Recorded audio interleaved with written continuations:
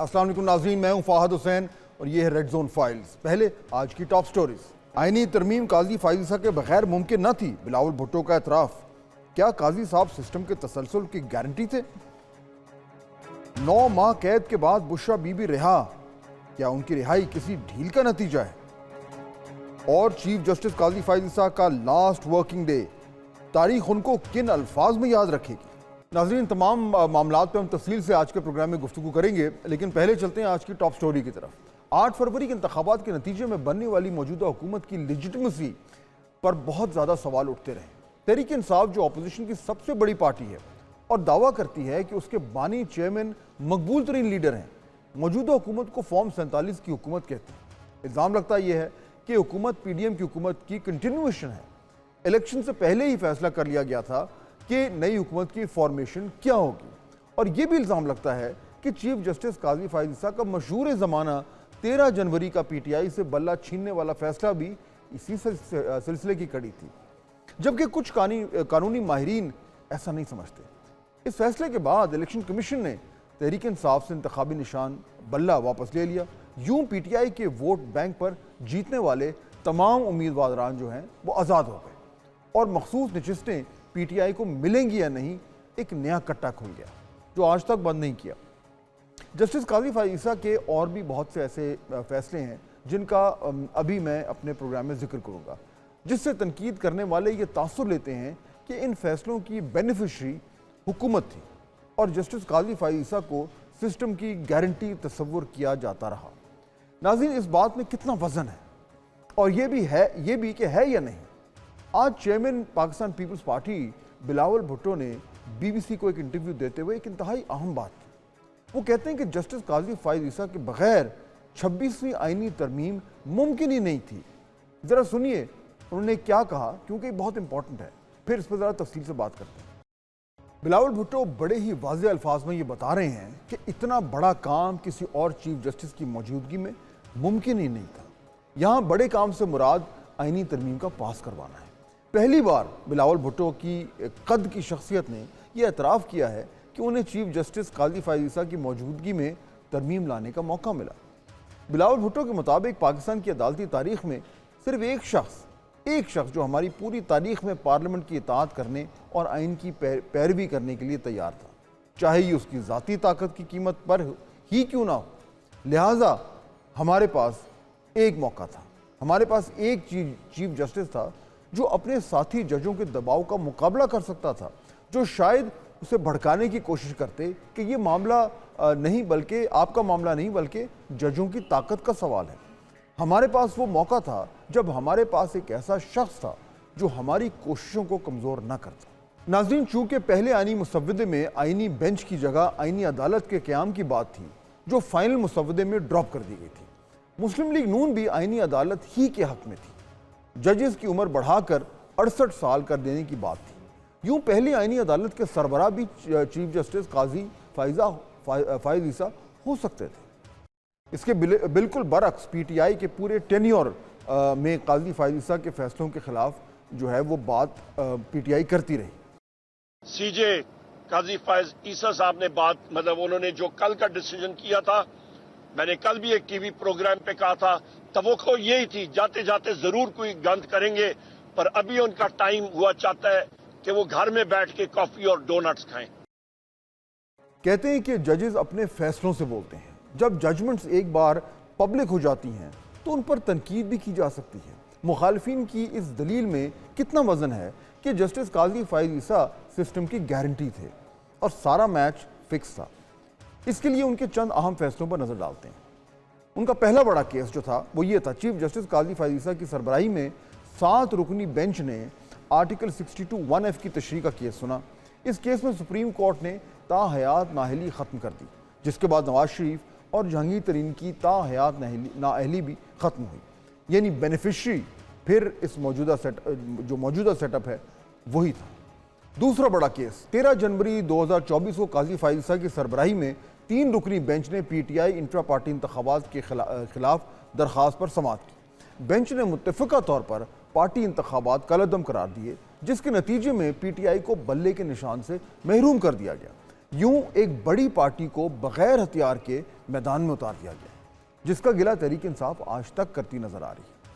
تیسرا بڑا case, chief justice قاضی فائز عیسیٰ نے 30 ستمبر 2024 کو لاہور ہائی کورٹ کے فیصلے کے خلاف الیکشن کمیشن کی اپیل منظور کی۔ لاہور ہائی کورٹ نے 8 الیکشن ٹریبیونل تشکیل دینے کا فیصلہ دیا تھا۔ الیکشن کمیشن نے درخواست میں یہ موقف اپنایا تھا کہ الیکشن ٹریبیونلز کی تشکیل الیکشن کمیشن کا اختیار ہے۔ چوتھا بڑا کیس، آرٹیکل 63A کی تشریح 8 اکتوبر 2024 کو چیف جسٹس پاکستان قاضی فائز عیسیٰ کی سربراہی میں 5 رکنی لاجر بینچ نے آئین کے آرٹیکل 63A کی تشریح سے متعلق نظرثانی اپیلوں پر فیصلہ سنایا۔ عدالت نے 63A کی تشریح کالعدم قرار دی اور منحرف اراکین کے ووٹ شمار ہونے کا عمل بحال ہوا۔ اس فیصلے پر ایک تنقید یہ سامنے آئی کہ اس فیصلے نے آئینی ترامیم کے لیے راہ ہموار کر دی، اور بعد میں ہم نے دیکھا کہ ترمیم پاس کروانے کے لیے اراکین نے پارٹی سے انحراف بھی کیا، یعنی تنقید میں جان موجود ہے۔ ایک کرٹیسزم اور بھی ہے کہ جب پریکٹس اینڈ پروسیجر ایکٹ میں ترمیم کے بعد چیف جسٹس نے اپنے اختیارات باقی 2 سینئر ججز کے ساتھ شیئر کر لیے تھے، تو حکومتی آرڈننس آ جانے کے بعد کیوں جسٹس منیب کو کمیٹی سے آؤٹ کیا اور جسٹس امین الدین کو شامل کر کے مرضی کے بینچز بنا لیے گئے۔ اسی وجہ سے جسٹس منصور علی شاہ اس کمیٹی میں نہ بیٹھے، اور آج بھی اس حوالے سے ان کا ایک قاضی صاحب کو خط سامنے آیا جو انہوں نے لکھا ہے۔ اس میں وہ لکھتے ہیں کہ ترمیمی آرڈننس پر فل کورٹ بیٹھنے تک خصوصی بینچز کا حصہ نہیں بنیں گے، وہ تب تک صرف ریگولر بینچز میں عوامی مفاد کی خاطر مقدمات کی سماعت کریں گے۔ یہاں انہوں نے ایک بٹوین دا لائنز بھی بات کر دی۔ انہوں نے کہا کہ ہم اقتدار میں رہتے ہوئے اکثر بھول جاتے ہیں کہ اس ملک کے لوگ ہمارے اعمال کو دیکھ رہے ہیں، تاریخ کبھی معاف نہیں کرے گی۔ اس خط کا متن بتاتا ہے کہ سب اچھا نہیں ہے۔ قاضی صاحب کا آج سپریم کورٹ میں لاسٹ ورکنگ ڈے تھا، ایک عدالتی عہد ختم، دوسرا طلوع ہو رہا ہے۔ جسٹس یحییٰ افریدی کا چیف جسٹس بننے کے بعد ایک خیال کیا جا رہا ہے کہ شاید وہ سپرسیڈ ہونے والے جسٹس منصور علی شاہ اور جسٹس منیب اختر اپنے مستقبل کا کوئی فیصلہ کریں، لیکن فی الحال ایسی کوئی بات سامنے نہیں آئی۔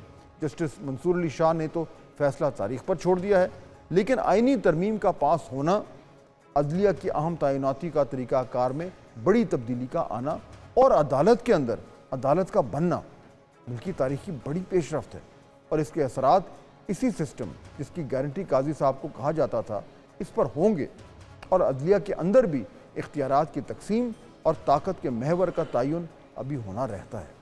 یعنی پکچر ابھی باقی ہے، کیونکہ یہ دیکھنا ہوگا کہ اب نظام کی گارنٹی کون ہے۔ کیا آئینی ترمیم کے بعد سسٹم اتنا طاقتور اور بااختیار ہو گیا ہے کہ انہی طاقت پر اپنے پیروں پر کھڑا ہو سکے گا؟ ناظرین، انہی معاملات پہ بات کرنے کے لیے ہمیں جوائن کر رہے ہیں 2 قانونی ماہرین، جناب حسن رضا پاشا صاحب اور جناب عبد المعیز جعفری صاحب۔ آپ دونوں کا بہت شکریہ۔ پاشا صاحب، اگر میں آپ سے بات شروع کروں، ابھی میں بات کر رہا تھا بلاول بھٹو صاحب کے اس انٹرویو کی جنہوں نے BBC کو دیا، اس میں انہوں نے کہا کہ جی ہمیں ہر حالت میں جو 26ویں ترمیم ہے وہ پاس کرانی تھی قاضی فائز عیسیٰ صاحب کے ریٹائرمنٹ سے پہلے، کیونکہ وہی ایک ایسے جج ہیں جن کے ہوتے ہوئے اتنا بڑا قدم جو ہے وہ اٹھایا جا سکتا تھا۔ یعنی وہ کہہ رہے تھے کہ وہ he could manage this and he could manage institution, اگر وہ نہ ہوتے تو شاید اس ترمیم کے لیے مسائل ہو جاتے۔ انہوں نے یہ بڑا ان کی تعریف کرتے ہوئے کہا، تو یہ بات درست ہے، اور اس سے قاضی صاحب کی جو لیگیسی ہے وہ زیادہ اسٹرینتھن ہوگی یا کمزور ہوگی؟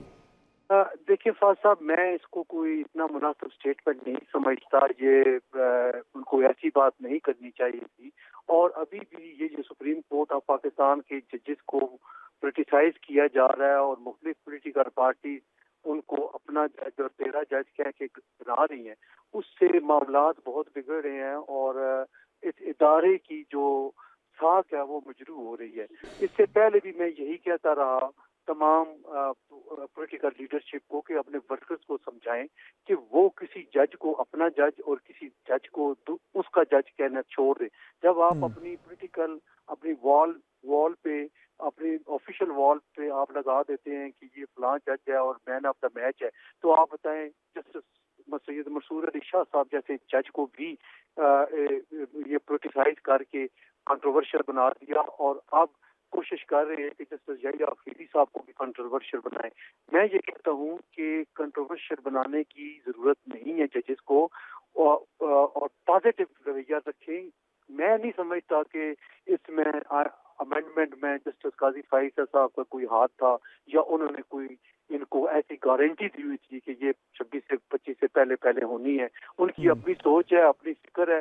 پولیٹیکل لیڈرز اپنے اینگل سے دیکھتے ہیں اور ان کو یہ نہیں پتا ہوتا کہ وہ بات کر رہے ہیں اس کی امپلیکیشن اس ادارے پہ کتنا بیڈ امپیکٹ پڑتا ہے. تو اس طرح کی بات میں سمجھتا ہوں کہ نہیں کرنی چاہیے.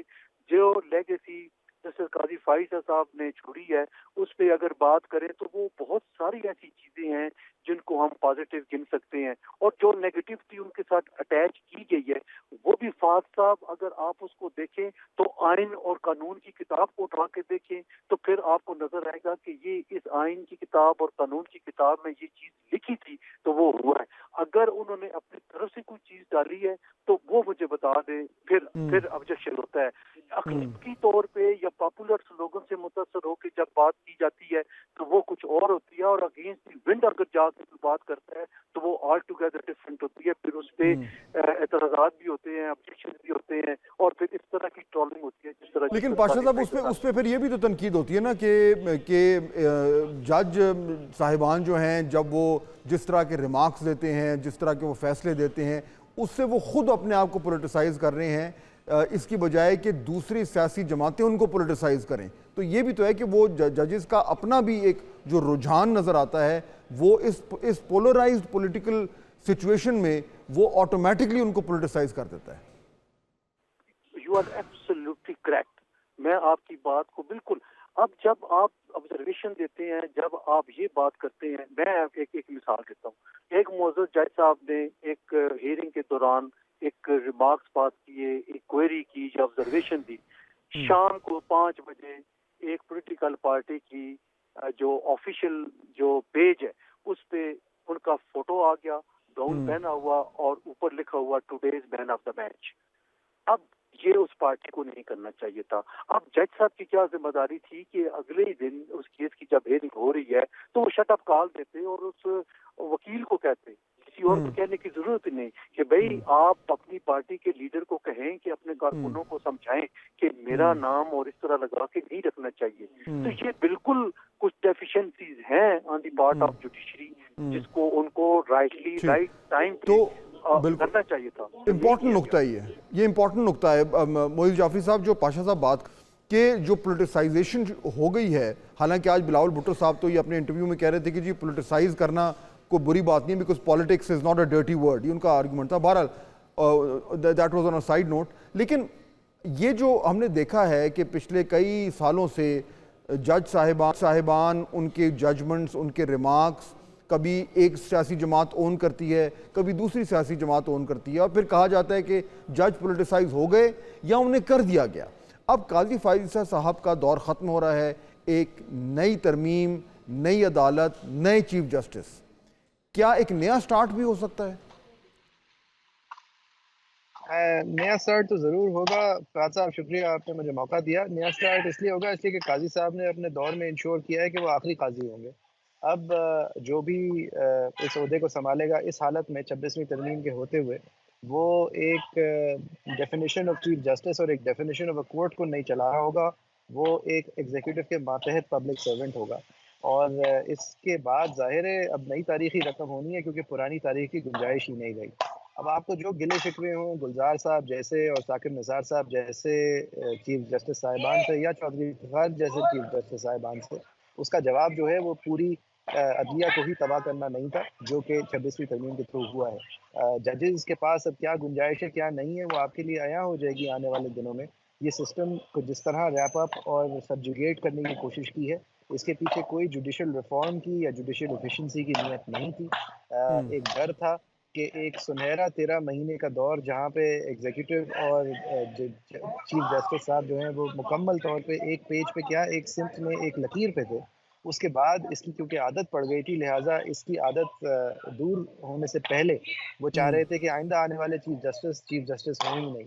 اور انہوں نے یہ جو ترامیم کی ہیں इसके ऊपर अगर आप किसी भी इंडिपेंडेंट प्रैक्टिसिंग लॉयर से बात करें तो उनके चाहे दीगर चीज़ों के अंदर चाहे मामलात फ़र्क हों, चाहे उनके ओपिनियन जितने स्ट्रिक्ट ना हो, लेकिन अगर आप किसी से भी पूछें कि एक अदलिया का सिस्टम जिसके सरबराह एग्जीक्यूटिव तयन करता है, जबकि वो सरबराह सीनियर 3 जजेस बन चुके होते हैं अपने मुल्क के, तो इसकी मिसाल आपको दुनिया में कहीं नहीं मिलेगी। और वो भी तयन इन कैमरा सेशन में होता है जहाँ पर रीजंस कोई पेश नहीं किए जाते, जबकि एक ऐसे जज को जिसको आप डिस्कार्ड कर रहे हैं और लेकिन मोहित साहब, बिलावल साहब का जो आर्गुमेंट था ना, इस पे काउंटर आर्गुमेंट ये था क्या मुझे कोई ऐसा मुल्क बता दें जहाँ पे पॉइंट्स अ जज एंड जज रिमूव्स अ जज, ये कहीं नहीं होता।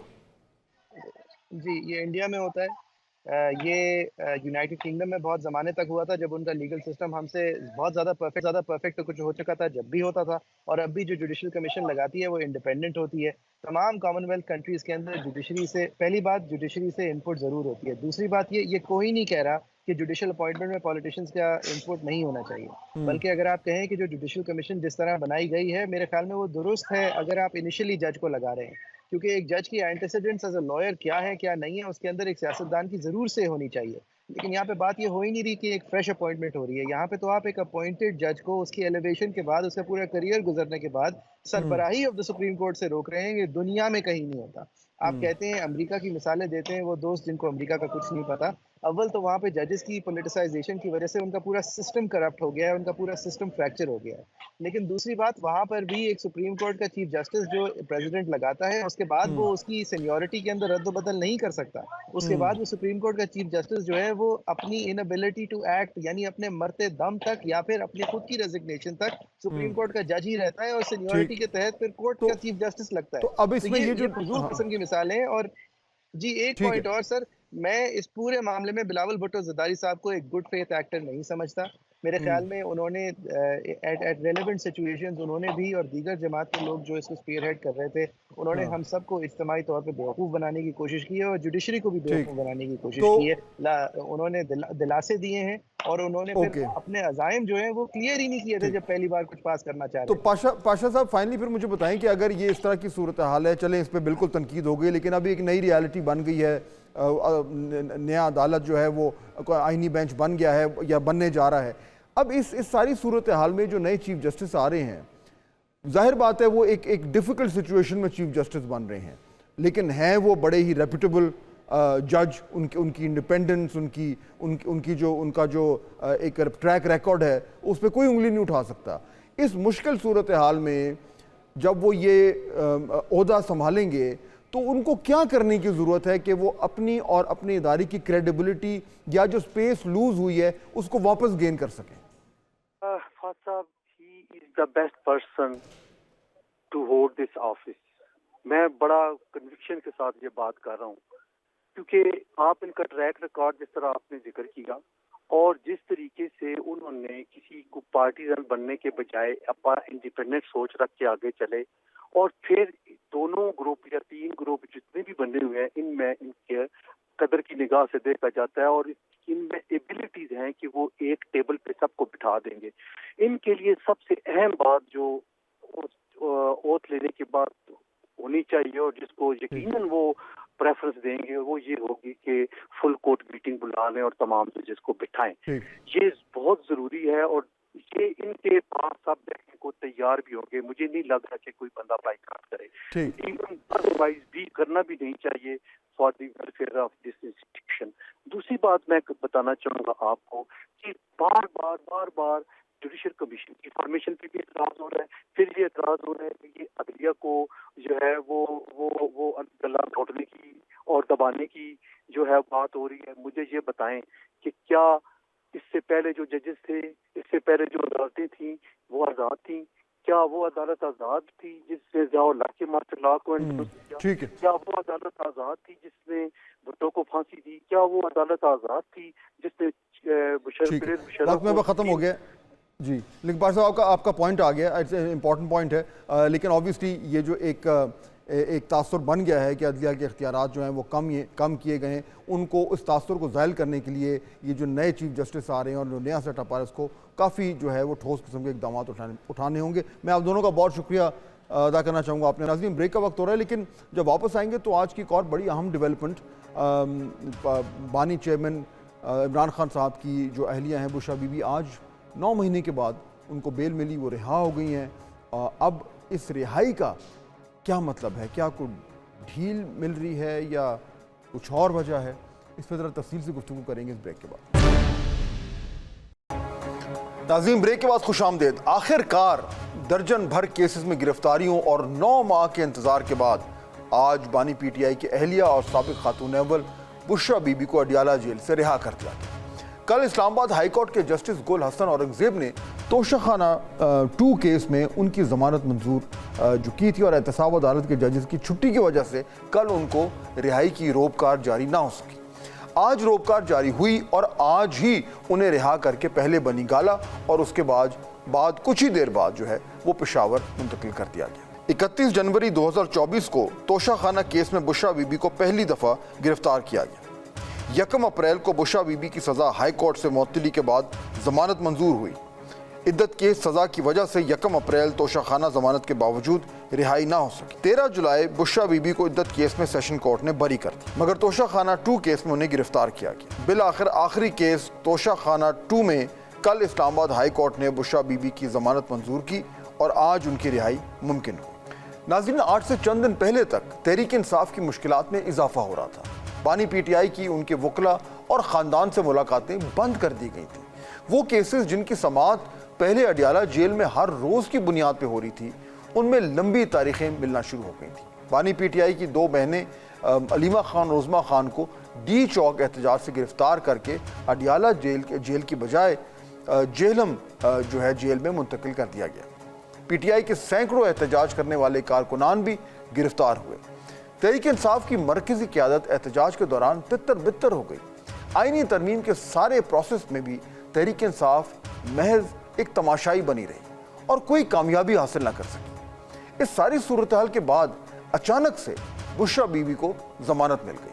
ان کی رہائی کی روپکار جاری ہونا اور پھر کسی دوسرے کیس میں ان کی گرفتاری نہ ہونا، ملاقاتوں پر پابندی کے باوجود بانی پی ٹی آئی کی وکلاء اور ان کے ذاتی ڈاکٹر سے ملاقات کی اجازت ملنا، کیا یہ محض اتفاق ہے یا گیم کوئی اور ہے؟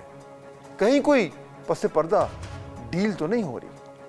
آج بشرا بی بی کی رہائی کے فوری بعد سینیٹر فیصل واڈا نے ایک ٹویٹ کی اور اسی طرح کی ایک ڈیل کی طرف اشارہ کیا۔ انہوں نے کہا، جیسے میں نے کل بتایا تھا کہ آج بشرا بی بی رہا ہو جائیں گی، وہ رہا ہو گئیں اور کوئی کیس بھی نیا نہیں بنے گا۔ وی آئی پی طریقے سے ان کی گاڑیاں بھی اندر جانے دیں۔ جیسا بتایا تھا، عمران خان بھی آج اپنے وکیلوں سے ملاقات کریں گے اور 26 اکتوبر سے ان کا جیل میں ریگولر ملاقاتوں کا سلسلہ شروع ہو جائے گا۔ اللہ کا شکر ہے میں ہوا میں تیر نہیں چلاتا، قوم سے میں کچھ نہیں چھپاؤں گا۔ یہ تھے جناب فیصل واڈا صاحب۔ اس ساری صورتحال کو سمجھنے کے لیے علی امین گنڈا پور صاحب کی اچانک روپوشی بھی اہم ہے۔ علی امین گنڈا پور کئی گھنٹے روپوش ہونے کے بعد جب اچانک کچھ ہفتے پہلے کے پی اسمبلی کے سیشن میں پہنچے تھے تو انہوں نے بھی ایک بڑے فیصلے کی طرف اشارہ کیا تھا۔ واضح نہیں کہ وہ بشرا بی بی کی رہائی کی بات کر رہے تھے، لیکن ان کے اس بیان کے بعد پی ٹی آئی کو ریلیف ملنے کا تاثر ضرور سامنے آیا تھا۔ انشاءاللہ اب قوم کا انشاءاللہ مجھے یقین ہے کہ وہ بیٹھیں گے، تمام ادارے بیٹھ کر ایک فیصلہ کریں گے کہ اس طرح بڑھیں گے، اور میں انتظار کروں گا اس بات کا کہ انشاءاللہ جلد پاکستان کے لیے ایک اچھا فیصلہ سامنے آئے گا۔ ناظرین، آپ جانتے ہیں کہ پاکستانی سیاست میں کبھی کچھ بھی ممکن ہے۔ سیاستدان ہمیشہ اس بات کا تاثر دیتے ہیں کہ ہماری بات ہو گئی ہے، اب اس میں کوئی حقیقت ہو یا نہ ہو، کسی بھی سیاسی لیڈر کے اس طرح کے بیان کے بعد خبر ضرور بنتی۔ سیاسی رہنما ہمیشہ سے ڈیل کا تاثر قائم کر کے اپنے مخالف کو ڈراتے رہتے ہیں۔ وہ یہ تاثر دیتے ہیں کہ سیاسی منظرنامہ جلد ہی ان کے حق میں تبدیل ہو سکتا ہے۔ اس لیے ڈیل کی باتیں اپوزیشن اور حکومتی سائٹ دونوں کی طرف سے سامنے آنا کوئی اچنبھے کی بات نہیں ہے۔ آج ہی بشرا بی بی کی رہائی کے بعد تحریک انصاف کے چیئرمین بیرسٹر گوہر نے ڈیل کی باتوں کو رد کر دی۔ میں ایک بات کی آپ کو تردید کروں، جو کہا جا رہا ہے کہ کوئی ہے، اگر ڈیل کوئی کسی طریقے سے کرنا ہوتا کہ ڈیل کے نتیجے میں رہائی ممکن ہوتی تو وہ 9 مہینے جیل میں نہ رہتی۔ انشاءاللہ تعالی خان صاحب کی بھی رہائی ہوگی، عدالت کے تھرو ہوگی، انشاءاللہ इंशाल्लाह मेरिट पे होगी, किसी डील के नतीजे में कुछ भी नहीं होगा। नाज़रीन, यहाँ ये बात भी अहम है कि एक तरफ बुशरा बीबी की जमानत तो हो गई, लेकिन अभी तहरीक इंसाफ के रहनुमा 9 मई के केसेस में जेल में हैं। तहरीक इंसाफ के कारकुनान भी जेल में मौजूद हैं। बानी PTI की रिहाई के इशारे भी दूर दूर तक नजर नहीं आ रहे। इसलिए डील के हवाले से कुछ भी कहना इस वक्त कब्ल वक्त होगा। लेकिन अचानक सख्तियों से रिलीफ का सिलसिला शुरू होने से चहमगोइयाँ जो हैं वो तो ज़रूर शुरू होती हैं और वो हो चुकी हैं। इनमें कितनी हकीकत है? क्या वाकई पसे पर्दा कोई बात चल रही है? क्या तहरीक इंसाफ और इस्टेब्लिशमेंट के दरमियान आने वाले दिनों में बर्फ़ पिघल सकती है? नाज़रीन, इसी मामलात पर बात करने के लिए हमें ज्वाइन कर रहे हैं 2 मेरे कॉलीग्स। मैं उनका तारुफ कराता हूँ। जनाब मोहम्मद आदिल साहब डायरेक्टर नॉर्थ हैं एक न्यूज़ के इस्लामाबाद में और तज्ज़ियाकार भी हैं, और उसके साथ साथ हमें ज्वाइन करें जनाब आमिर इलियास राना साहब, ब्यूरो चीफ हैं एक्सप्रेस न्यूज़ के और तज्ज़ियाकार भी हैं और कमेंटेटर भी। आप दोनों का बहुत शुक्रिया। आमिर साहब, अगर मैं बात आपसे शुरू करूँ, ये जो बुशरा बीवी की जो रिहाई हुई है उसके बाद से जो है वो एकदम हर तरफ ये बात हो रही है कि जनाब ये तो कुछ थोड़ा सा डील हो गई या को बर्फ़ पिघल रही है, या कुछ इशारे दिए जा रहे हैं पाकिस्तान तहरीक इंसाफ की तरफ के, क्योंकि 26वीं तरमीम तो अब हो गई है पास और मामलात तो अब सेटल डाउन हो रहे हैं। फाद साहब, आपने सारी बातें जो कही वो दुरुस्त हैं। पाकिस्तान में भुट्टो को फांसी हुई तो कहते थे कि जाली फांसी है, ज़िया-उल-हक का त्यारा गिर गया कि नहीं वो मौजूद है, ओसामा बिन लादेन पे आज तक बना हुआ है। तो बन्नी गाला जब बेगम बुशरा पहुंची हैं और पहली खबर आई कि वो लाहौर जाएंगी और दूसरी खबर आई कि वो पेशावर जाएंगी, तो पेशावर जाने से ये तकवीयत हो गई कि अली अमीन जो पहली दफ़ा 8 घंटे गुम हुए थे और दूसरी दफ़ा 30 घंटे गुम हुए थे, जो 12 ज़िलों से लेके और एक रात की 2 जगह पे उन्होंने गुजारने की कहानियां सुनाई कि एक वो इस्लामाबाद पुलिस के किसी डब्बे में गुम थे और एक वो KP हाउस की छत पे गुम थे पत्थरों के अंदर। तो उन्हीं पत्थरों से निकल के ये रास्ता आया कि बेगम बुशरा जो है वो पहुंच गई हैं वहां पे इस वक्त CM हाउस पेशावर में।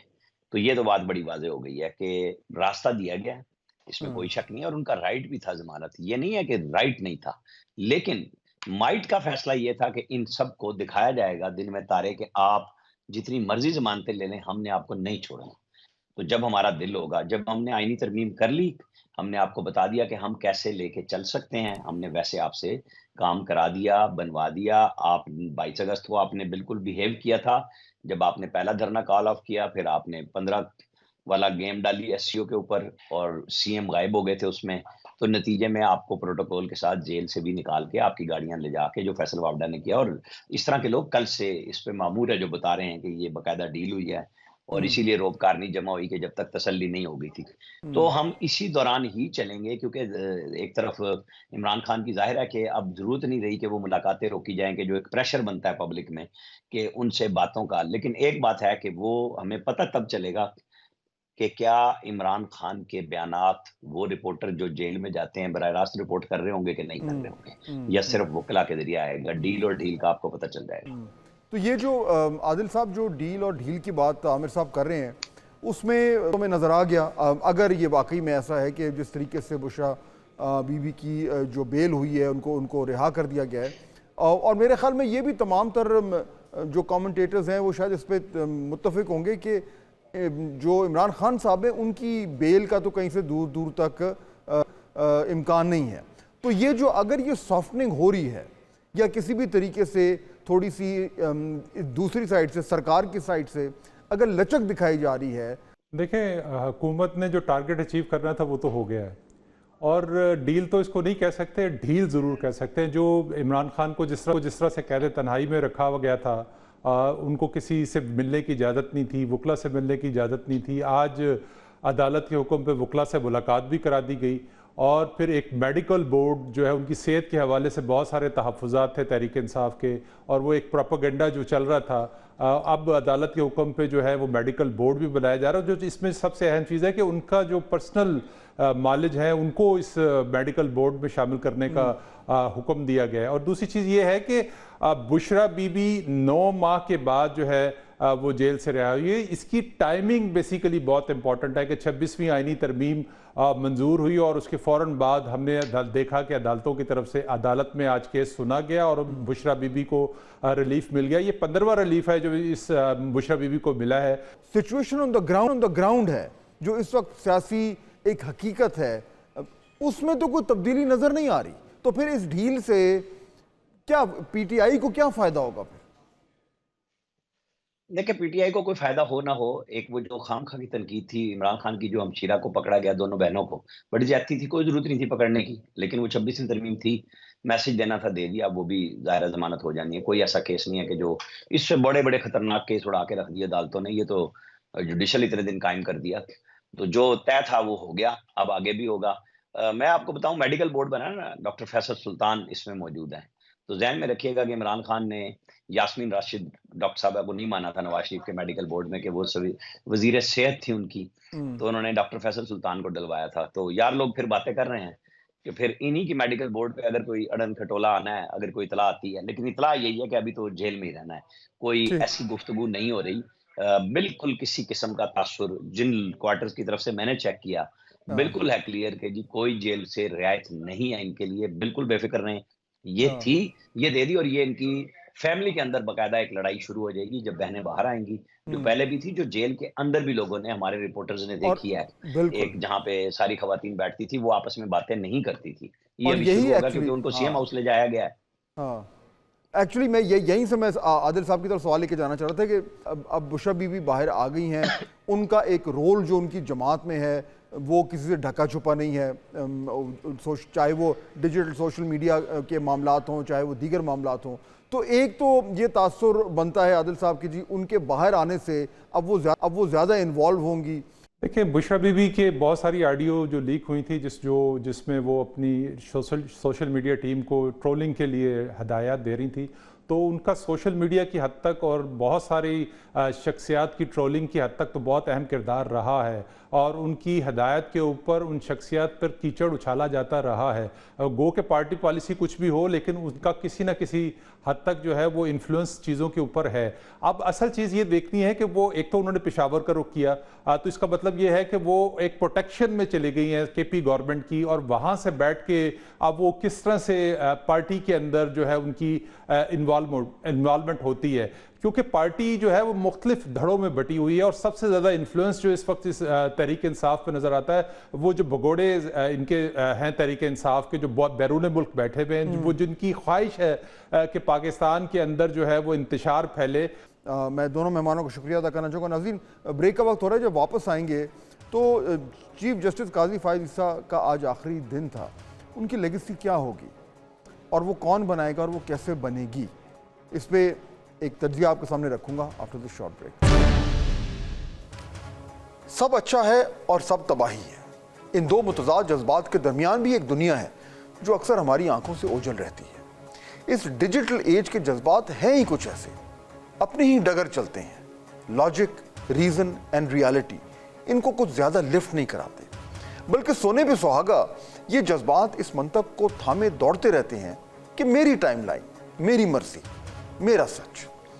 چنانچہ آج جب سٹاک مارکیٹ ریکارڈ سطح پر پہنچ رہی ہے تو اس کی تشریح بھی ہم میں سے اکثریت جو ہے وہ جذبات سے کرے گی، ڈیٹا سے نہیں. آپ کہیں گے صاحب دیکھیں اتنے زیادہ پوائنٹس پر پہنچ گئی ہے یہ مارکیٹ، تو جواب آئے گا ہاں مگر فلاں فلاں ہوتا اور فلاں فلاں کرتا تو یہ مارکیٹ اس سے بھی زیادہ اونچی اڑان پکڑتی. ویلکم ٹو ٹوڈیز پاکستان، جہاں رائے حقائق پہ بھاری ہے اور سچ وہ ہے جو میرا ہے. تمہارا سچ تمہیں مبارک ہو، ہمیں نہیں چاہیے. چیف جسٹس قاضی فائز عیسیٰ کی لیگیسی جو ہے وہ آج کے دن جذبات کی سیاہی سے لکھی جائے گی. اسی لیے آج جو قاضی صاحب کا بطور چیف جسٹس آخری ورکنگ ڈے ہے، بلکہ ہو چکا ہے، شاید یہ فیصلہ کرنا کہ وہ کیسے چیف جسٹس رہے ذرا مشکل ہوگا. ہاں فوری تھمز اپ اور تھمز ڈاؤن تو دیا جا سکتا ہے، مگر تاریخ کے حروف کی سیاہی کچھ وقت کے ساتھ ہی خشک ہوتی ہے. مگر ٹھہریے، یہ بات شاید کچھ دقیانوسی سی تو نہیں ہے. کتابی تاریخ واقعی میں وقت کی محتاج ہوتی ہے، مگر ڈیجیٹل تاریخ لمحہ با لمحہ لکھی جا رہی ہے اور ہمیشہ کے لیے اپنے ڈیجیٹل فٹ پرنٹس ہماری ٹائم لائن پر نقش کر رہی ہے. یہی فٹ پرنٹس ہماری فوری ذہن سازی جو ہے وہ کر رہی ہے، جس کی بنیاد پر انفرادی اور اجتماعی رائے قائم ہو رہی ہے، جس سے پرسیپشن جو ہے وہ سیمنٹ کی طرح سخت ہو کر रियलिटी पर हावी हो रहा है। कौन अच्छा है, कौन बुरा, कौन हीरो है, कौन विलन, ये फैसले मिनटों में हो रहे हैं, दिहाइयों में नहीं। जज्बात का ईंधन हम सबको चला भी रहा है और जला भी रहा है। चुनांचे आज जब हम एक चीफ जस्टिस को अलविदा कह रहे हैं और दूसरे को खुशामदीद, शायद ये बेहतर होगा कि एक ठंडा और लंबा सांस लें, जज्बात के अलाव को जरा मध्यम करें, 26वीं तरमीम के करिश्मात का ऐनी मुशाहिदा करें और फिर इस बात का तयन करने की कोशिश करें कि वो दुनिया कहाँ है जो बसती है सब अच्छा और सब तबाही के दरमियान। आपसे मुलाकात होगी नेक्स्ट वीक। अल्लाह हाफ़िज़।